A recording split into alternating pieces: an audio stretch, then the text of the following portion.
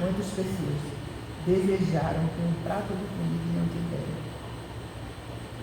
Então, eu acredito que esse acréscimo de conhecimento, de informação, de orientação que a doutrina espírita nos passa, nem sempre vai nos dar lá uma boa paz de consciência. Nem sempre. Não teremos dificuldades, acredito eu, de saber que a gente está deixando a Terra. Não, acho que não teremos. Mas como a gente vai estar lá,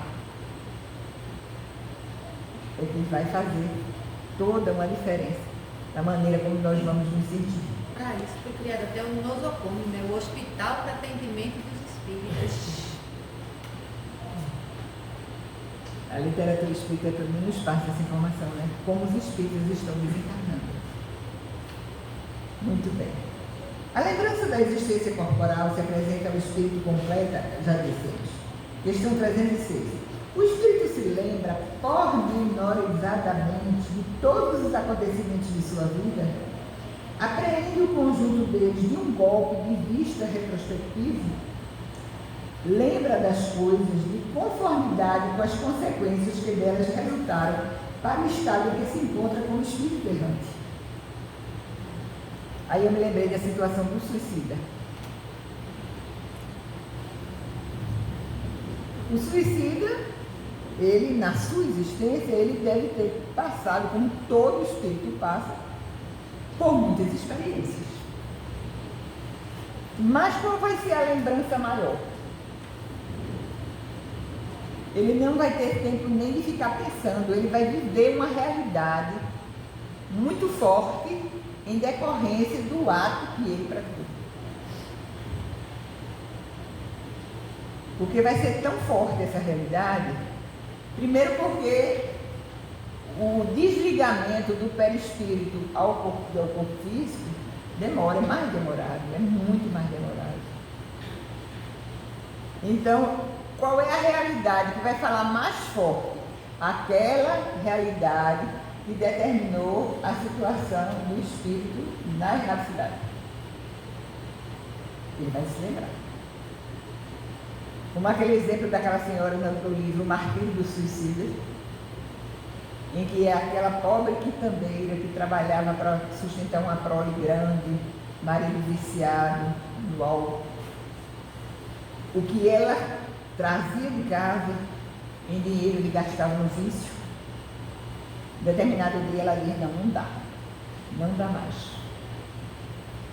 E ela se decide que naquele dia ela poria fim ao seu existir. Morava perto de uma linha do trem, e o trem, ela programou que seria ali, a morte seria pelo trem. Jogar-se-ia debaixo do trem. Quando ela acionou a lei da gravidade, ela começou a ter remorso, mas a lei foi mais forte, né? A lei física da gravidade, porque ela se jogou. Ao se jogar, ela foi esmagada pelo trem. Ela foi pensar em quê? Chegam os filhos correndo. E cadê mamãe? Cadê mamãe? Então, isso vai ser uma ideia muito forte, uma lembrança muito forte. Não vai pensar em outra coisa, não. Vai ser porque eu não fui forte. Porque agora a situação fica irreversível. Como é que eu vou estar junto dos filhos? Via-os a sofrer, mas nada podia fazer. Então aquela lembrança vai ficar muito gravada na mente daquele espírito. Então a gente vai se lembrar mais daquilo a quem a gente deu muito significado, que foi muito significativo para a gente, e inclusive que foi o fator que determinou o nosso estado atual na erradicidade, como espírito errante. E aí o processo de consciência é ativado. E é importante que seja ativado, mesmo que haja sofrer, porque existe uma lei chamada progresso. A gente precisa evoluir, a gente precisa crescer. E a gente tendo essa lembrança, essas recordações passadas, o planejamento todo ele vai ser calcado de acordo com a nossa necessidade, né? Mas lembra-se das coisas de conformidade com as consequências que dela resultaram para o estado em que se encontra como espírito errante. Bem compreende-se, portanto, que muitas circunstâncias haverá de sua vida a que ele não ligará importância. É como a gente, muitas vezes a gente passa por determinadas questões e situações, a gente passa um tempo imenso valorizando. Vida de casal, vida de pessoas que estão ali ligadas por vínculos afetivos. Quantas vezes, até mais do que com outras pessoas, a gente se chateia? Porque existe envolvimento ali, existe muitas vezes doação, denúncia, afetividade. E quando não existe reciprocidade, e quando não existe reconhecimento, quantas vezes a gente sofre? Né? Quantas vezes? Mas existem coisas sábias que acontecem na nossa vida, ditas por pessoas com as quais a gente convive. Eu novinha fui morar no Espírito Santo, lá em Vitória, e longe da família, né? E não tinha essa facilidade que hoje temos com os celulares. E uma amiga muito querida, ela dizia para mim: "Vocês não vá dormir com raiva do seu marido." Eu achei tão significativa a frase. Não vá. Porque às vezes, gente, não é só uma noite que a gente passa com raiva. Aí a gente alarga. A gente alarga, né? E a gente não tem controle de nada. A gente não tem controle de nada na vida.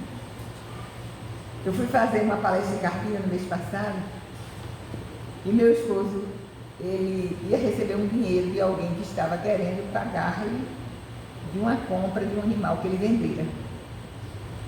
Chegamos em Carpina tarde, já passava de 6, a palestra seria às 7. Aí a pessoa disse assim: "Vem pegar o dinheiro." Aí ele disse: "Não, deixa para amanhã, eu não vou hoje não, porque acabamos de chegar, não sei se dá para o centro." Dia seguinte, 6 horas da manhã, a gente acorda com a notícia: morreu o rapaz. O rapaz morreu.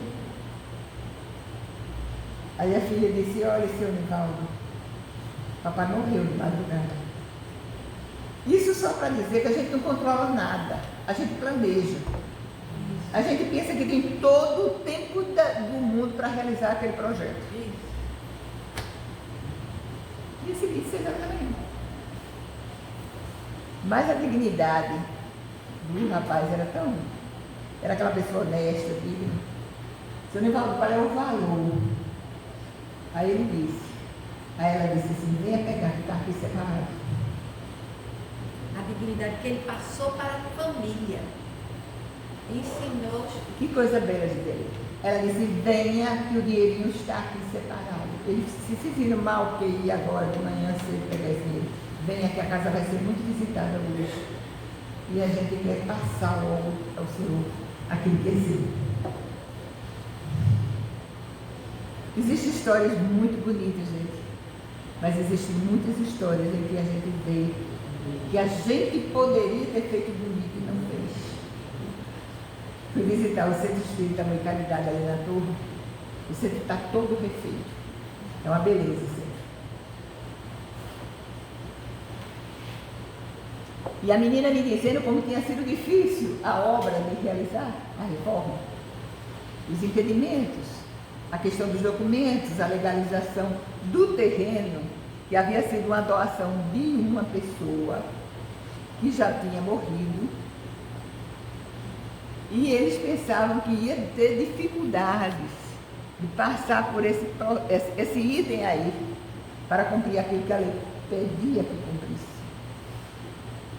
Os filhos da pessoa que doou o terreno, que doou a casa, que agora estava derrubada, e ali foi edificada uma nova casa. Sabe o que os filhos responderam? Faremos tudo o que for preciso, pois esse é o desejo de papai. Oh, que bênção. Em plena torre, gente, ali é uma área super valorizada. Exato. Porque na UR3 existe um centro fechado, porque a família não continua a doação, não deu. Nem vendeu, nem fez nada e está Pois é, então a gente vê um espírito como esse, em observando, eu chego a me arrepio, observando a dignidade, a ética dos filhos, ele vibra de felicidade. Porque o honesto vai defender ainda do outro lado a honestidade. Aquele outro que o foi de forma diversa, vai sofrer na erradicidade os frutos da semente que na terra plantou. Então vai se lembrar, eu acho, resumindo, vai se lembrar daquilo que André Luiz fala no livro Ação e Reação, o desejo central. Então a gente vai se lembrar mais das coisas que nós nos apegamos, dos afetos que nós deixamos. Quem lembra André Luiz? Eu quero ver Zélia, né? Porque serão os nossos focos ao chegarmos lá. E é claro, muitas coisas que aqui a gente dava um valor imenso, é possível que a gente chegue lá e veja a relatividade de tudo aquilo que a gente sempre viu. E por fim, a 306 anos, mas se eu quisesse, poderia lembrar-se delas, porque anteriormente foi dito que se lembra daquilo que mais se prestou atenção.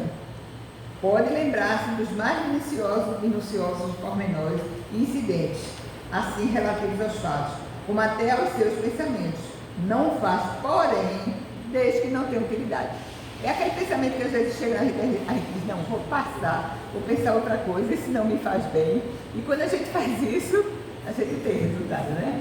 É só desejar fazer.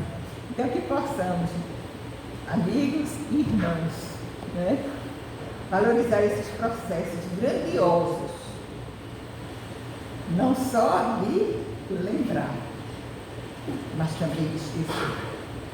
E aí a gente pode alargar, lembrar das coisas boas, lembrar das coisas dignificantes, lembrar das nossas tarefas, das nossas responsabilidades, lembrar de dar mais afeto e esquecer o que não existe. Tudo que não nos dá paz, que não nos faz bem. Muita paz para todos.